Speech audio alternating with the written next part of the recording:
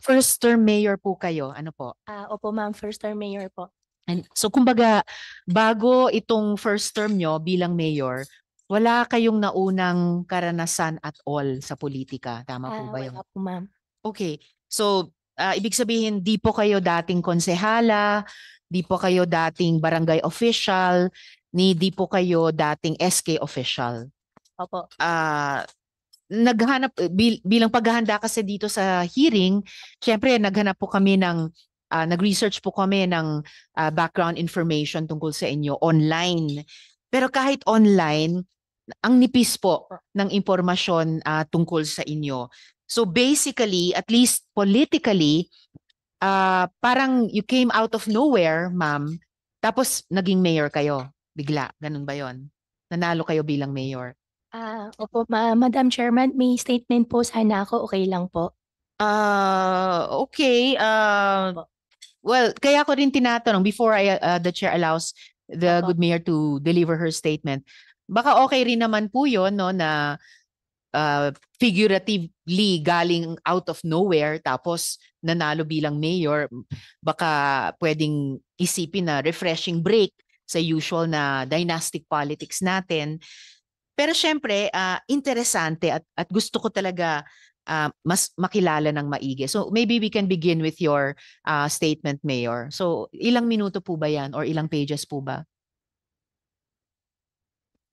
Madam Chairman, mga 2 to 3 minutes lang po. Or Please, baka you have po. the floor, Mayor. Opo, thank you po. Ako po si Alice Lialgo, ang kasalukuyang mayor po ng bayan po ng Bamban, Tarlac po. Sa mga hindi po nakakaalam, ang Bamban po ay ang kaunang-unang bayan po sa lalawigan po ng Tarlac. Napapagitnaan po kami ng Clark at New Clark City po at mga ibang malalaking bayan po ng Tarlac Province. Ang aming pangunahing hanapbuhay po ay agriculture, kaya bilang first termer mayor po ay malaking hamon po sa akin kung paano mabigyan po ng sapat na pangkabuhayan ang aking mga kababayan.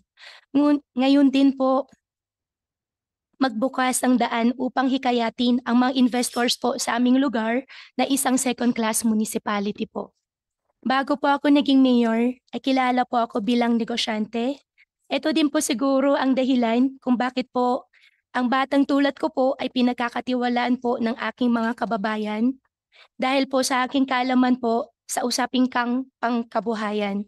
Kaya sa unang taon po bilang mayor, na nagsikap po akong maghikayat ng investors para magnegosyo at makatulong po sa pag-asenso po ng bayan po ng Bamban. Ito po ay kabila ng hamon po ng ekonomiya na dulot po ng epekto ng COVID-19, kaya masakit din po sa akin na masangkot sa ganitong usapin at nakilala pa ang aming bayan sa maling paraan. Nakakalungkot po na wala pa man ay nahusgahan na po ang aming layunin at nahaluan na din po ng pangsariling interes po ng ilan.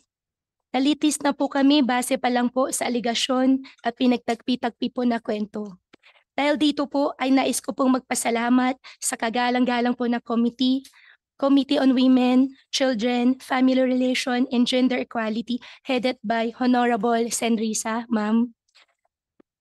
Dahil nabigyan po ako at kami ng pagkakataon na bigyan linaw po mga issues po na binabato po sa akin at sa aming bayan. Unang-una po, hindi po ako konektado, hindi po ako operator, hindi po ako protector o cutler po ng Pogo.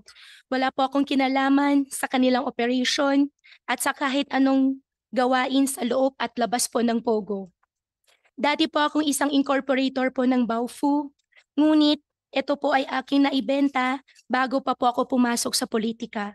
Meron po akong dokumento po na magpapatunay po nito. Tama po na sa akin po nakapangalan ang metro po ng Tarelco because I was the former landowner po of the property. Ang tanging sinasabi po ng dokumento ay ako po ang nag-apply po ng temporary connection way back 2019 po ng electricity po para sa entire compound. At siguro po hindi na naalis ang aking pangalan sa dokumento po ng Tarelco. Nais ko rin po ninawin na mayroon pong isang sasakyan po na Ford Expedition nakita po sa loob po ng property at sinasabing nakapangalan po sa akin ay matagal ko na po siya naibenta way back 2020 pa po. At hindi ko din po ito nagamit o nakita man lang. At wala din pong katotohanan na pagmay-ari ko po kahit isang villa po sa compound at ni minsan po hindi po ako natulog doon. Sa katunayan po, ay hindi ko po nakita ang kalahatan po ng villas na naitayo pagkatapos ko pong mag-divest po ng shares po sa Baofu. Ang application po, the letter of no objection o lono po ng Hongsheng ay isang dokumento po na nagsasabi na hindi po kontra at ayon po ang Sangguniang Bayan sa itataguyod po na negosyo. Ito naman po ay na-issue pa po ako bago naging mayor ng Bamban at hindi na po ako nagkaroon ng anuman partisipasyon matapos po noon. Ako po ay humaharap po sa inyo, ma'am, sir, your honors, at sa buong bansa para sa aming bayan, Bamban, at para maibalik po ang kumpiyansa po ng aming investors, kaisa niyo po ako sa investigasyon ito, alang-ala sa paggawa po ng batas. Maraming salamat po. Thank you po, ma'am. Thank you rin po, Mayor Go. Sabi niyo po sa inyong statement, Opo, ma'am. gusto niyong tulungan yung mga residente ng Bamban. Tanong ko lang po kung meron bang taga-Bamban na empleyado sa munisipyo? Kasi balita po sa amin ay wala daw. May, mm, All right, let me correct that question, Mayor. May taga-Bamban ba na empleyado dun sa Baofu? yes po, your honor, yes po. Meron po. Ilan po? Base po sa investigation po namin, yung housekeeping po nasa 100 plus po. Housekeeping 100 plus. Opo, your honor. Pero yun na po yung mga empleyado sa Baofu na galing po sa Bamban. Opo. Lahat-lahat po, ilan ang empleyado o workers sa Baofu? Dun sa 7-story buildings at dorms at dun po sa 14 villas at sa lahat-lahat na 36 buildings sa 7.8 or 7.9 hectare property. Ilan lahat po ang workers? Opo, your honor. After ko po mag-divest po, hindi ko na po alam yung exact number po. Base lang po sa investigation ko po na after the raid po, yung housekeeping lang po, 100 plus po. So alamin po natin mamaya kung ilan lahat-lahat ang workers doon sa Baofu bago ng raid para makita natin kung ganong kalaki o kaliit na percentage doon ay mga itong 100 plus na empleyado na galing sa Bamban. Ngayon, Mayor, bilang public servant din, tulad po ninyo, alam ko, di biro tumakbo sa eleksyon. Kahit local elections, minsan mas pa kung local elections, malaki ang gastusin.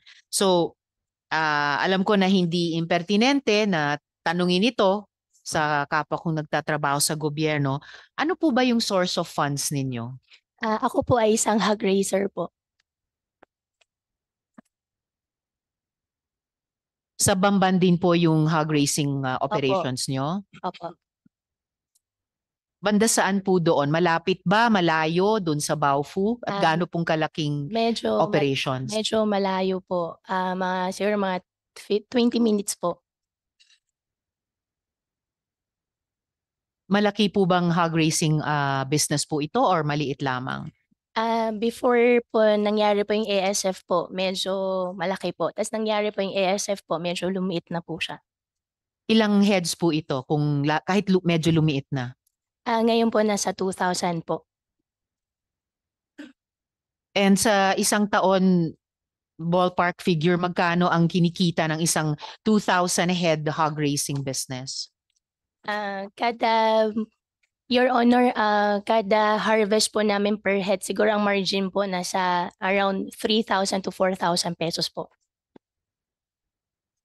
So, at ilang harvest po sa isang taon para sa 2,000 heads at 3 to 4,000 per head, mga magkano sa isang taon ang kinikita po? 2 beses po nanganganak po, your honor, 2 beses po nanganganak po ang isang baboy po bawat taon po. So more or less po nasa 1.5 times po ang harvest po per sow po. So Given all these factors, taon-taon po magkano ang kinikita sa hog racing business? Your Honor, ang kinikita po namin ngayon po medyo hindi po siya stable po. Gawa po ng may ASF po ngayon. Fluctuating po yung presyo po ng baboy po.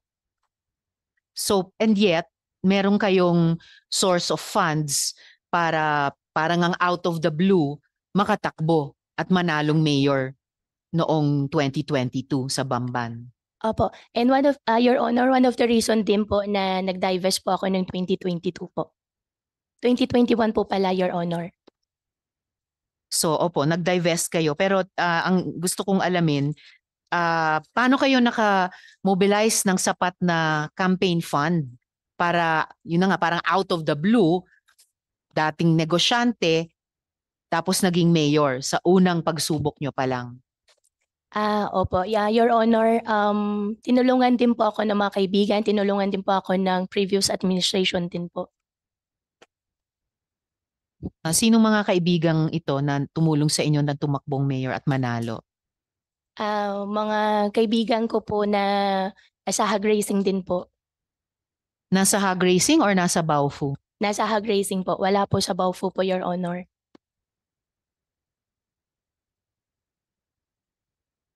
Mayor, actually, isa ito sa mga huling tanong ko sana sa inyo, pero dahil napag-uusapan na rin natin ito, maari bang mahingi yung inyong SALN at pati yung SOSE po ninyo? Kasi curious po ako sino po itong mga kaibigan na nakatulong ng ganyang kalaki na sa kabila nung sabi nyo nga hindi stable na negosyo ngayon sa hog racing, fluctuating ang kita, nag-divest pa kayo sa Baofu, sabi ninyo, pero itong mga kaibigan ay nakatulong para mapondohan at maipanalo yung kampanya nyo bilang mayor. At yun, alam po natin pareho yan makikita sa Opo. ating SOSE. Opo. Kung maaari din po habang ongoing yung hearing natin para makapagtanong pa kami kung sakali ng follow-up question sa inyong SALN at SOSE, Mayor. Opo, Your Honor. Meron po. Salamat, Mayor. Mayor, ano naman po yung trabaho ng inyong mga magulang? Yung father ko po, retired na po. And yung nanay ninyo? Hindi ko po nakasama po yung nanay ko pong lumaki po. Noon, ano po yung trabaho ng inyong ama? Negosyante po, Your Honor. Negosyante sa hog racing din or sa Pogo or sa iba pa? Hog racing po. Hindi po kami involved in any Pogo operation po, Your Honor. Matagal na po ba kayong may kaya mula sa panahon ng ama ninyo? Or self-made po kayo, ma'am? May konting kaya po yung magulang po at nagsikap din po ako, Your Honor. Saan po galing yung sinasabi niyong konting kaya? At bukod sa hog racing, bago nun, at bago nung Baofu, saan po kayo nagsikap? Your Honor, nagtatrabaho po ako sa farm. Nag-alaga po ako ng baboy. Nagpapalaki po ako, nagpapakain. Nagpapapanganak po ako ng baboy po. Sa farming po talaga kami, Your Honor.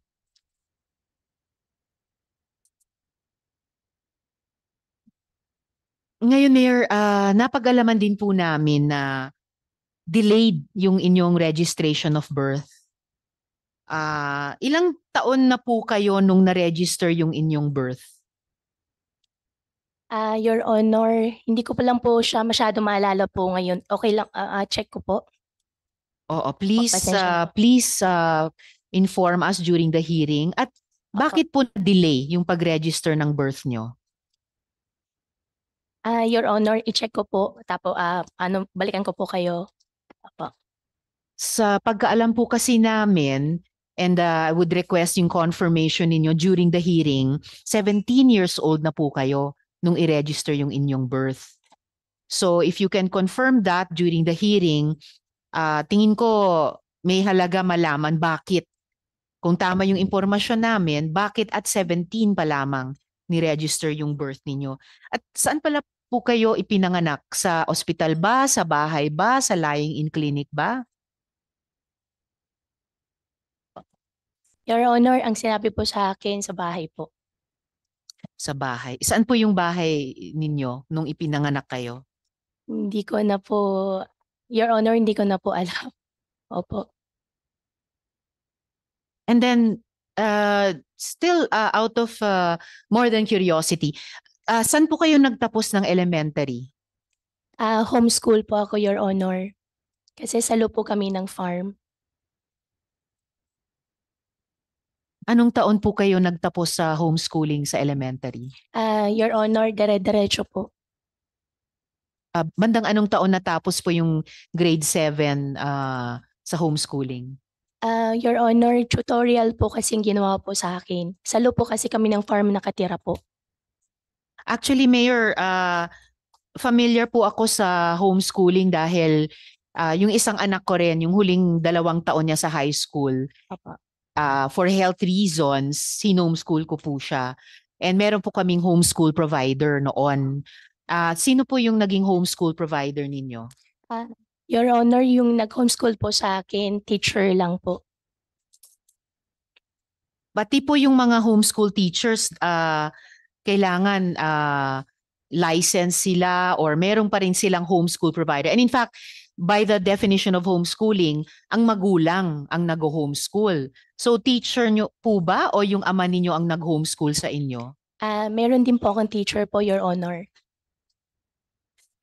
So saang homeschool provider naka-connect yung teacher ninyo? Your Honor, hindi ko na po maalala po yung pangalan po. Ang maalala ko lang po yung pangalan po ng teacher ko po. If you could submit to the committee yung pangalan ng teacher ninyo and during the hearing, ma-recall pa rin at masabi sa amin sino yung homeschool provider ninyo. Opo. Your Honor, ang teacher ko po si Teacher Rubilin. Teacher Rubilin. Opo. Alright. Pakisubmit na lang sa committee yung apelido nila. Opo. And sa hearing, on the record, Opo. kung sino yung homeschool provider. Opo. At saan naman, pagkatapos ng homeschooling, kung nakuha po yung grades nyo sa homeschool provider, tulad nung ginawa namin nung aking anak, para makapag-high school naman siya, saan naman po kayo nag-high school? Your Honor, dire-diretso po, tuloy-tuloy. Hindi na po ako nakapag-high school at college po. Dire-diretso saan po, Mayor? Tutorial po yung ginawa po sa amin kasi nasa loob po kami ng farm. So tutorial po sa high school. Opo, dire-diretso na po. At paano po yung college ninyo? Hindi po ako nakapag-college po. Okay, pero nagtapos kayo ng high school. Ang binigay lang po sa amin po na pinaka libro po is si Teacher Rubilin na po. Kung maalala ko po, wala rin po kasi siyang grades. Andun lang po siya sa amin everyday po na after po ng work, siya po yung nagtuturo po sa akin. Kinilala ba ng DepEd yung pagtapos nyo sa high school sa pag-tutor ni Teacher Rubilin? Your Honor, hindi ko po alam. Ever since po si Teacher Rubilin lang po yung nagturo po sa akin. Pero nung nagtapos kayo sa high school, may diploma kayo? Wala po. Or ano pong dokumento na hawak ninyo bilang katibayan ninyo na like any learner na may karapatan na may, kung hindi diploma, dokumentong formal na nagsasabing na comply po ninyo na earn nyo yung competencies sa high school? Your Honor, wala po ako malala po na mayroon pong any records po. Medyo nalalabuan ako ng konti sa ganyan dahil kahit bilang young person noon, no, may karapatan kayo sa edukasyon, hindi lang sa edukasyon, pati yung katibayan ng nakamit ninyong edukasyon. Kailan kayo po unang lumabas ng Pilipinas? Your Honor, hindi ko lang po maalala po ngayon po. Mga ilang taon kayo noon? Grade school age ba kayo noon or high school age kayo noon? Teenage age po siguro po, Your Honor. All right. At sa unang paglabas nyo sa Pilipinas nung bandang teenager kayo, saan kayo pumunta noon? Hindi ko na po masyado po maalala, pero parang Singapore po yata or Malaysia po. And of course, dumaan kayo sa isang airport ng Pilipinas para pumuntang Singapore or Malaysia. Ay, opo. Nandito po ba yung Bureau of Immigration? Yes. Attorney Likas po ba ang sasagot or Attorney? Yes, thank you, Chief Santos. Chief Santos, meron po ba kayong record nung unang paglabas ni Mayor Go nung bandang teenager sila to Singapore? Okay. Sige po, hindi na lang po tanong, request po ng chair, Chief Santos. Pakisubmit ng records nung unang paglabas ni Mayor Guo nung bandang teenagers sila papuntang either Singapore or Malaysia. Kaya po ba during this hearing? Yes, Madam Chair, we will check right now. Thank you. Thank you, Chief. All right, Mayor. Nung 2020 noon, no, tumayo po kayong representante ng Hongsheng Gaming Technology Incorporated. In fact, kayo nga po, gaya ng naipakita ng ating mga dokumento, kayo po yung nag-apply para sa LONO, Letter of No Objection, mula sa Sangguniang Bayan nung hindi pa kayo mayor. So, first of all, ano po yung official position ninyo dati sa Hongsheng? Your Honor, wala po akong any position po sa Hongsheng po. So in what capacity po kayo nag-apply ng Letter of No Objection sa Sanggunian? Your Honor, tinulungan ko po si Hongsheng po bilang ako po yung incorporator po ng Baofu po. Okay, so bilang incorporator ng Baofu, kayo humingi ng lono para sa Hongsheng. Dahil kahit noon, ano bang relasyon ng Hongsheng at ng Baofu? Your Honor, pinakilala ko po sila sa previous administration po. Ang relationship po nila ay lessor and lessee po. Supposedly po. Lessor at lessee ng lupa. Mag-rent po dapat si Hongsheng po kay Baofu po. So, nung panahong iyon, ang Baofu na ang may-ari ng lupa at ipinakilala nyo sila para makapag-lease ang Hongsheng sa Baofu. Ang pag-aari, Your Honor, ang pag-aari po ng lupa ever since po si Baofu po. Ever since ang Baofu ang may-ari. Paano na nakuha o nabili o napagmay-arian ng Baofu ang lupang iyon? Ang Baofu ba ay Filipino company? Opo, ang Baofu po, isa po akong incorporator po ng Baofu po. So paano naging pagmamay-ari ng Baofu yung lupa? Nag-joint venture po kami ni Baofu po, Your Honor. Sinong nag-joint venture? Ang Baofu at kayo, sino yung kayo? Ako po, tsaka yung mga Chinese po na investor po na nasa Baofu po. Sinong mga Chinese investors yon? Sila ba yung Hongsheng? Hindi po, Your Honor.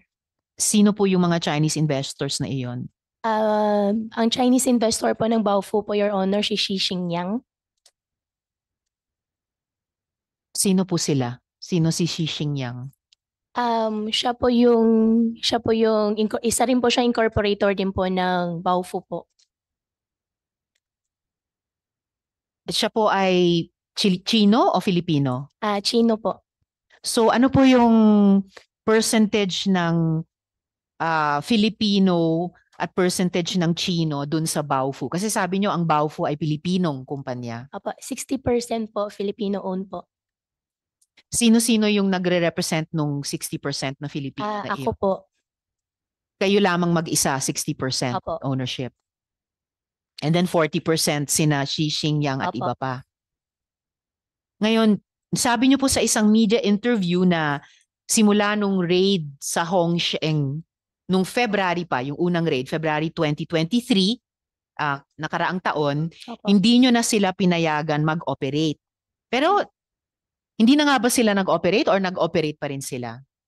Your Honor, after 2023 po na raid dun sa Hongsheng po, gumawa po ako ng investigation po. Inalam ko po ano po nangyari hanggang sinubaybayan ko po hanggang nasa korte na po yung kaso. Ang hindi ko po inalaw po na operation po is after etong raid po nung nakaraan po na buwan po. Pero mula nung Feb 2023 hanggang itong huling raid 2024, during which time gumawa kayo ng investigasyon and then umabot sa korte, nag-operate pa rin. After po, nagkaroon po sila ng provision license po. Saan galing yung provisional license? Provision license po, Your Honor, from PAGCOR po. So mamaya itatanong din natin sa PAGCOR, ganun ba yon? Kasi sabi nga rin ng kahit ng PAOK, marami ng, I think it was USECT, marami ng kinancel na mga PAGCOR licenses ang PAGCOR sa POGO, pero gusto nating malaman ilan talaga sa mga ito ang sumunod at hindi na nag-operate or kinansela di umano pero binibigyan ng provisional license tulad dito sa kaso ng Hongsheng. And in fact, Mayor, meron nga po akong hawak na ebidensya na as late as November 2023, nag-ooperate pa rin. At ito po yung PLDT bill na ito. So, sino po Mayor si Walter Wong na nakalagay sa electricity bill na iyan?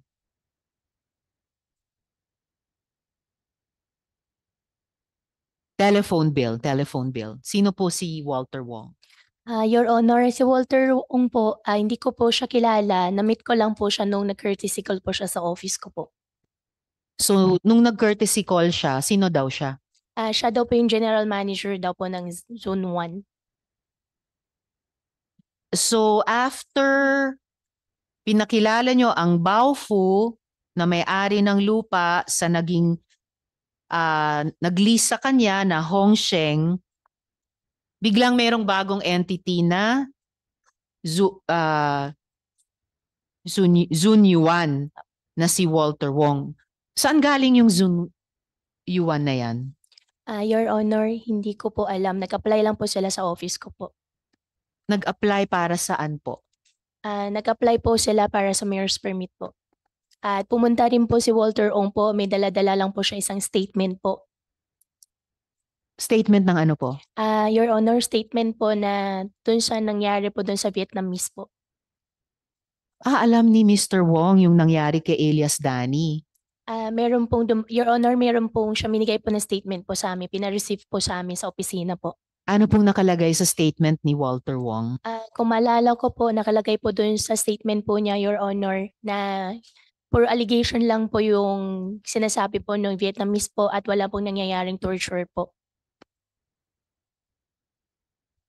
Paano nalaman ni Walter Wong yung nangyari kay Dani, Elias Dani? Hindi ko na po alam, Your Honor. And pagkatapos na mag-courtesy call si Walter Wong ng Sun Yuan sa inyo, bilang siya daw ang general manager noon, ano na po yung naging relationship, professional or political o iba pang relationship ni Mr. Wong at ng Sun Yuan sa inyo? Your Honor, wala na po.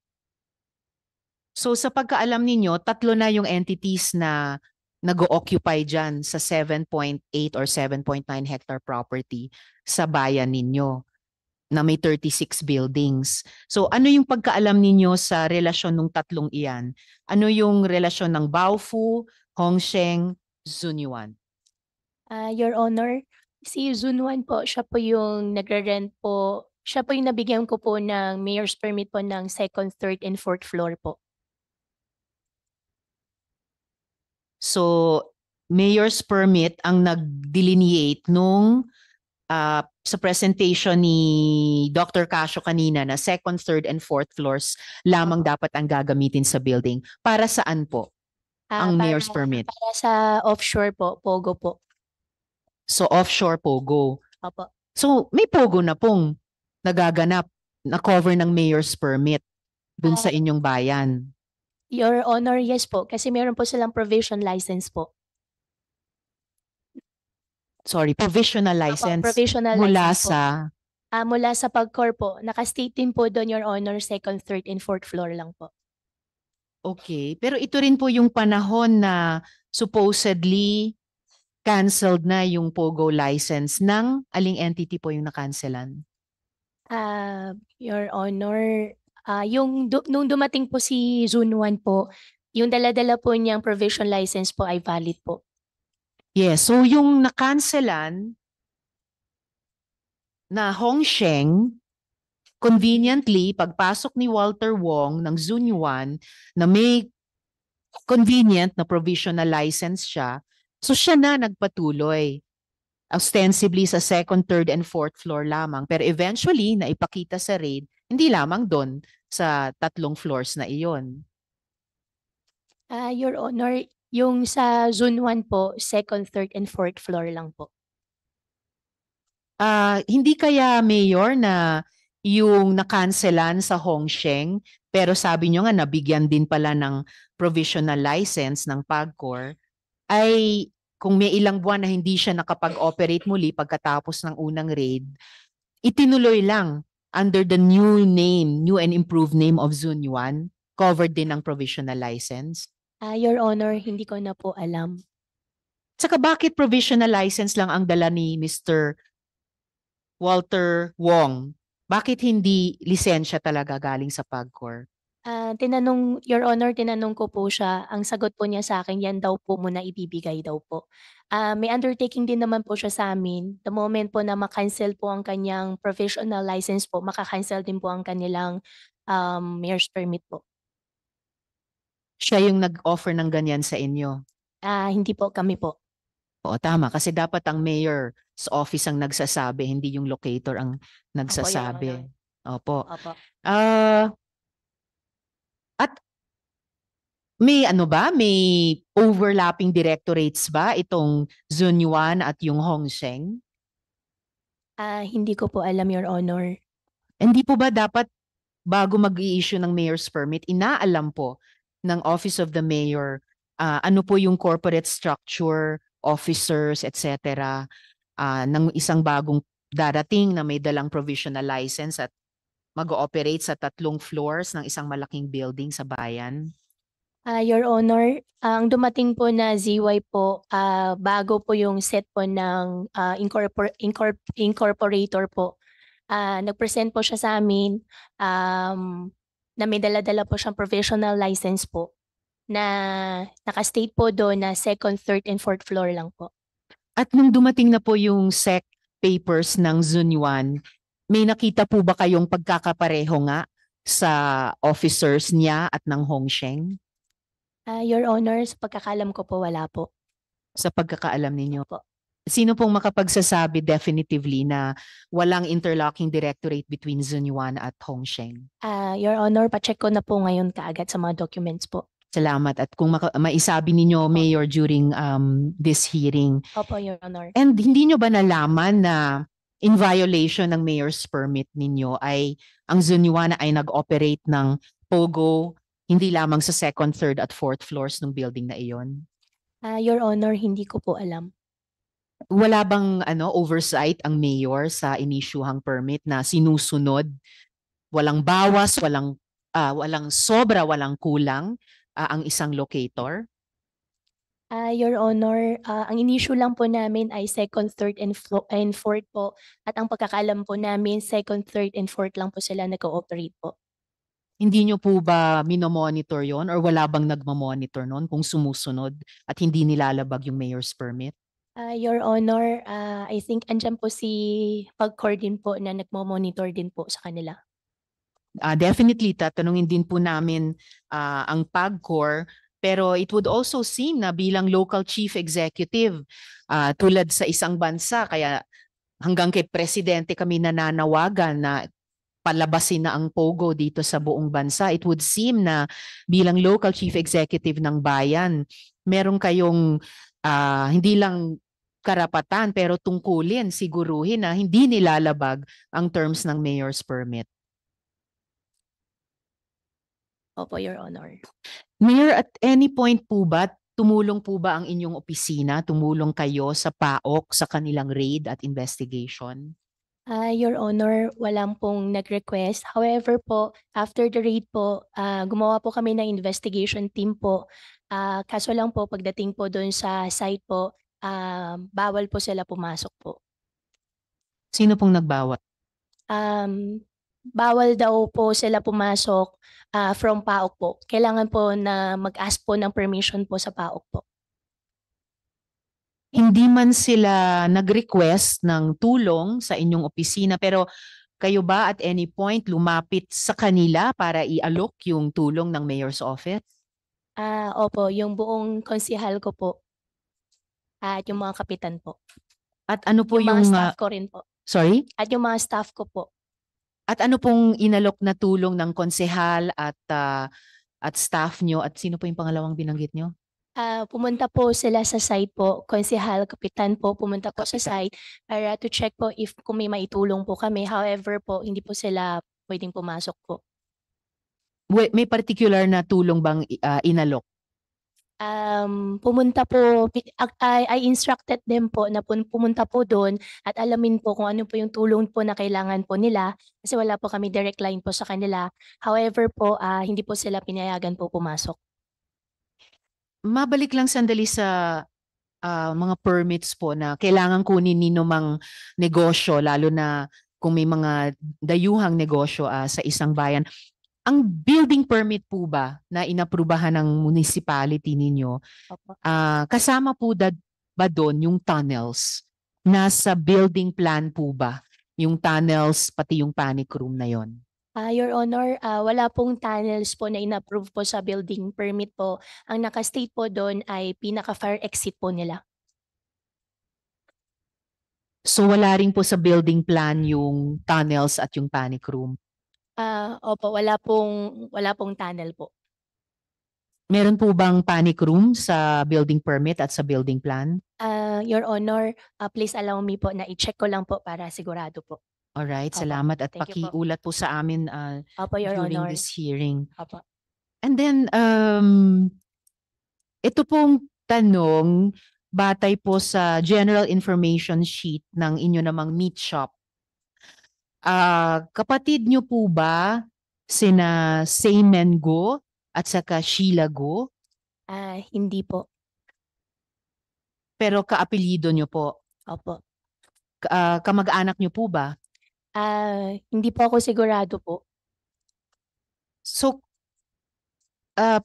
parehong address po kasi, Mayor, ang address po ninyo, tama po ba, ay Maligaya Street, Marilao, Bulacan? Opo. Tama. Sino naman po sina Jian Zhongguo at saka Lin Wen Yi? Dahil pareho po ang address nila, bagamat Chino po sila. Opo. Bali mga kasama po sa negosyo po. Doon sa meat shop po. So, mga kasama po ninyo sa negosyo at parehong address sa inyo? Hindi ko po masyadong sigurado po doon sa address pero mag-check po ako kaagad po, Madam Chairman po. Alright, kasi sa impormasyon namin, pareho po ang address nilang dalawa sa address nyo. Sabi nyo naman po kanina, tungkol kina Seymen Guo at saka Sheila Guo, hindi nyo sigurado kung kamag-anak nyo. Opo. Pero kaapelido. Doon po sa SEC po, nagalagay po doon, Sen. Saan po? Ay, hindi sa ko po sigurado po.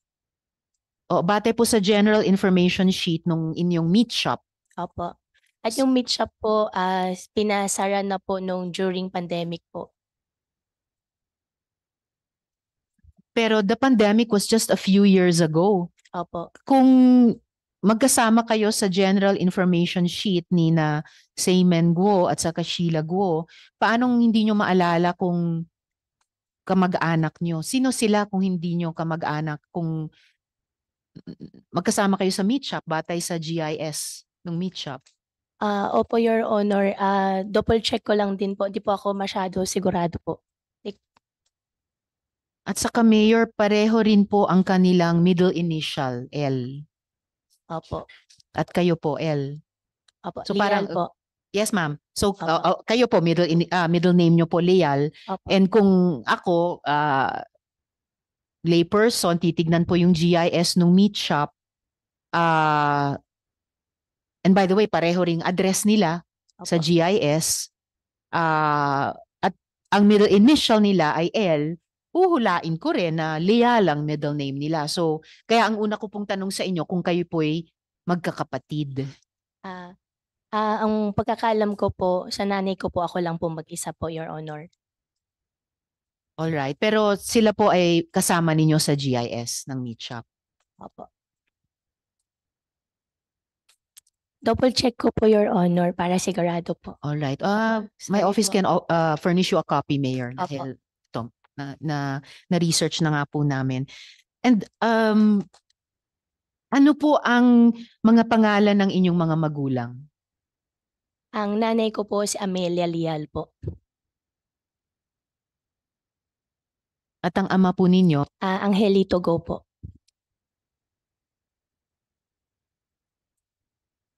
At sila po ba ay kasal? Your Honor, hindi po ako masyado sigurado po.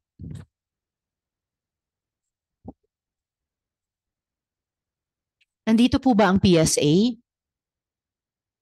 Wala po. All right. The chair will write them. Sa ngayon, yun yung mga unang tanong ko kay Mayor San Sherwin. You have the floor. Thank you, Madam Chairman. Thank you rin sa mga preliminary questions. And I just have mga follow-ups lang po on the question. And thank you for the statement, Mayor Alice. And tama ho kayo na trabaho talaga ng local chief executive na maganap ng investors, magdala ng kabuhayan, gumawa ng trabaho para sa constituents niya. Talagang kasama yon. Pagpapatuloy ko lang with the permission of the chairperson yung mga questions niya.